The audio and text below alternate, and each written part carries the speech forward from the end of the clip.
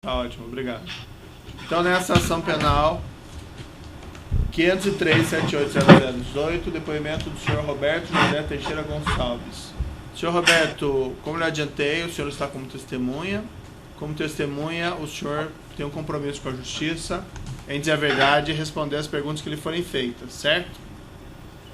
Perfeito. Eu vou advertir o senhor, por força de lei, que se o senhor mentir ou faltar com a verdade, o senhor responde a um processo criminal, certo? Certo, perfeito. Foi informado aqui pelo Ministério Público que o senhor teria aderido a um acordo entre o Ministério Público e Carioca, um acordo de leniência. É isso mesmo, senhor Roberto? Sim, senhor. Por conta desse acordo, senhor Roberto, o senhor também assumiu o compromisso de dizer apenas a verdade aqui perante a justiça, certo? Certo, sim, senhor. Então, além desse seu compromisso como testemunha, o senhor tem esse outro compromisso também, sim? Perfeito. Eu vou passar a palavra agora ao Ministério Público para as indagações. Obrigado, senhor. Boa tarde, senhor Roberto, tudo bem? Boa tarde, tudo. O senhor era executivo da empresa Carioca? Sim, senhor. O senhor tem conhecimento de tratativas relacionadas à obra Novo Sempis? Tenho, sim, senhor. Em relação a essa obra, houve ajuste de empresas para fraudar a licitação? Houve, sim. Você pode explicar de forma bem sucinta qual que foi o contexto desses ajustes? Então, por volta aí de 2006, início de 2007, surgiram alguns projetos da Petrobras que tinham mais ou menos os mesmos objetos, que eram construir sedes ou filiais, eu não sei exatamente o nome, da Petrobras, uma no Espírito Santo, tinha um laboratório do Sempis aqui no Rio de Janeiro, tinha o CPDI ou CIPD, depende dos apelidos, e ainda acho que tinha um prédio em Santos que acabou não saindo. E, em função disso, as pessoas que foram convidadas, a Petrobras faz tudo por convite, né? E as pessoas que foram convidadas para essas obras, as empresas, eram mais ou menos as mesmas. Então, daí se promoveu, os agentes comerciais dessas empresas estão sempre em contato, estão sempre se falando no mercado, e aí eles conseguiram fazer algumas reuniões para delinear, para começar a buscar esse acerto entre as empresas. Quais eram as empresas que participaram desse ajuste? No Sempis ficou a OAS como líder, a Carioca Engenharia, a Chaim, a Construbase e a Construcap. Na sede da Petrobras em Vitória, ficou a Norberto Odebrecht, a Camargo Correia e a Hot Schiff. E no CIPD ficaram a Queiroz Galvão, Andrade Gutierrez, que era líder, e a Mendes Júnior. Certo. E transcorreu tudo certo na licitação? Esse ajuste teve efetividade desde o início? Teve algum problema? Teve alguma outra empresa de fora? Não, houve sim. Desculpa. Teve alguma outra empresa houve, de sim, fora? Houve sim. No caso do Sempis, houve uma empresa chamada W Torre que não fazia parte do acerto, e ela apresentou uma proposta que era mais baixa do que a do consórcio Novo Sempis, do qual nós fazemos parte, né? E aí ela foi até inabilitada algum tempo depois de ter apresentado esse preço, mas recorreu à própria Petrobras administrativamente, e conseguiu voltar para a concorrência, mas no final das contas acabou não levando, porque ela não atingiu o preço final que a Petrobras queria, e houve uma negociação com ela que deu uma vantagem indevida para ela, para que ela não baixasse o preço, para que o consórcio Novo Sempre pudesse dar um preço menor e sim ganhar a concorrência. E quem que era o responsável por essa negociação por parte das empresas cartelizadas do consórcio e por parte da W Torre? Olha, por parte das empresas, foi delegado ao líder do consórcio, no caso a OS, o senhor Agenor, para que ele fizesse essas negociações, né? E por parte do W Torre, eu acho que foi, porque eu não conheço a pessoa, foi o senhor Caçador, não sei exatamente qual é o nome dele certo, e o Caçador. Depois o W Torre pode ter, o próprio Walter Torre deve ter autorizado ou deve ter participado de alguma reunião, que aí eu realmente não tenho essa informação para dar para o senhor. E foi pago isso? Foi pago sim, e dentro do consórcio Novo Sempre. De que forma foi pago? Transferência bancária, dinheiro em espécie? Olha só, ao que eu sei, isso foi pago fazendo a geração desse próprio dinheiro lá na obra do Sempre. Que no fundo aí todo mundo tinha que aportar dinheiro para fazer a obra normalmente, e aí aportava um pouco mais para se pagar. Agora, se se pagou isso à vista, se pagou em X parcelas, quem gerou, eu realmente não sei, porque eu não participava do dia a dia operacional da obra. Certo. Além disso, houve também pagamento para alguém dentro da Petrobras para ajudar esse intento das empresas de vencerem a obra, fraudarem a concorrência? Não, dentro da Petrobras não. Tinha uma pessoa, de nome Mário Góes, que recebia vantagens indevidas e a gente acredita, e hoje tem certeza, né, acreditava, que ele era um representante de uma pessoa, pelo menos, dentro da Petrobras, e que ganhava essa vantagem indevida. Existia essa propina diretamente para alguém da Petrobras via o Mário Góes.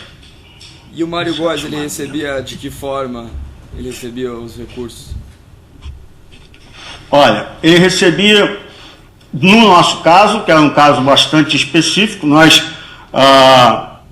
saímos, no começo, isso começou a ser gerado no próprio consórcio, e a partir daí nós fazemos o acerto direto com o Mário Góes. Então, a gente pagava, uma parte disso foi paga em espécie, né? E a outra parte foi paga em contas externas fora do Brasil. Para gerar o recurso em espécie, qual que era o procedimento que era adotado na Carioca? Era o procedimento, a gente tinha a própria nossa diretora financeira, a doutora Tânia Fontinelli, ela fazia a geração desses recursos, seja através de contratos superfaturados, né, se cobrava mais, gerava um dinheiro paralelo, ou até contratos fictícios que a gente fazia com algumas empresas que a gente conhecia, ela conhecia. Sabe quais empresas eram? Não, eu não sei exatamente. Claro, a gente está vendo aí a SAD, mas tinha várias empresas, não ficava numa empresa. A gente pegava muitos subempreiteiros de terraplanagem, muito fornecedor, muita empresa que já tinha uma certa confiança de trabalho com a gente e ia fazendo esse tipo de transformação. Qual que era a estrutura hierárquica de conhecimento desses fatos dentro da Carioca? A estrutura hierárquica era a máxima possível. O próprio acionista, dono da empresa, sabia de todas essas transações que não eram, vamos dizer assim, pelas vias normais. Tudo que era caixa 2 gerado teria que ter a aprovação dele de qualquer maneira. Então ele sabia de todas as transações que eram feitas. Certo. Mais alguém além dele, abaixo dele? Não, o Ricardo Júnior também sabia da maioria das vezes, e a Tânia Fontinelli, claro que ela sabia que ela que gerava todo o recurso. Certo. E eu, obviamente, também sabia daquelas partes que eu estaria envolvido, vamos dizer assim.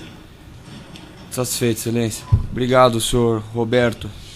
Aceita a votação? Tem Pois não. perguntas? Os defensores. O defensor no Rio de Janeiro. Sem perguntas, Excelência. Alguns esclarecimentos pelo juízo aqui muito rapidamente. Senhor Roberto, como é que surgiu essa questão do pagamento ao senhor Mário Góes pela OAS ou pelo consórcio? Isso foi definido em alguma reunião ou não? Isso foi definido, sim. Entre a parte, entre a área comercial na época, que a obra estava virando obra, ou seja, estava se ganhando a obra, e o momento que o senhor assina o contrato, foi nesse momento que foi apresentado pela líder que nós tínhamos que pagar ao Mário Góes uma percentagem que vai gerar em torno de 1%, um pouquinho mais, um pouquinho menos, que isso variava em função das obras. Mas foi comunicado a gente pelo líder da obra, né? Tá, mas e nós achamos... Desculpa. Foi comunicado diretamente ao senhor? Não, a mim não. Para quem foi comunicado? Isso foi comunicado. Desculpa. Para quem foi comunicado? Então, isso aí foi comunicado. O Luiz Fernando tomou ciência disso, se eu não me engano, no final da parte comercial, e um outro diretor nosso de operações, o Álvaro Monerá, tomou conhecimento final disso na hora da operacionalização da obra, de começar a obra em si. O senhor chegou a ser comunicado disso diretamente por alguém, não? Por exemplo, pelo pessoal da OAS ou pelo pessoal das outras empresas? Não. Fui comunicado internamente. O próprio Luiz Fernando e o Álvaro me falaram sobre esse tema. Até para poder dar partida para a liberação desses recursos. E por que pagar esses valores? Qual que foi o motivo apresentado? Por que pagar para o Mário Góes, para pagar para o pessoal da Petrobras? Perfeito. Não tinha motivo, nós não recebemos nenhuma vantagem, eu posso lhe garantir, pelo menos da minha parte, da parte da Carioca, eu não vi nenhuma vantagem nisso daí. O que a gente tinha é que ali nós estávamos começando uma relação com a Carioca. A Petrobras estava fazendo investimentos grandes, os planejamentos da Petrobras falavam de números bastante grandes, e a nossa intenção, definitivamente, era aproveitar e desenvolver esse mercado de Petrobras. Então a gente não quis, de maneira nenhuma, sair desse circuito, que a gente imaginava que isso poderia amanhã nos trazer alguma vantagem, ou uma não punição por qualquer coisa, enfim. Foi simplesmente porque a gente queria ter um contato mais próximo da Petrobras. E a gente pensou que com isso poderia chegar lá. Aquela questão lá dos 18 milhões também, esse pagamento à W Torre, foi definido em alguma reunião entre as empresas participantes do consórcio ou das licitações?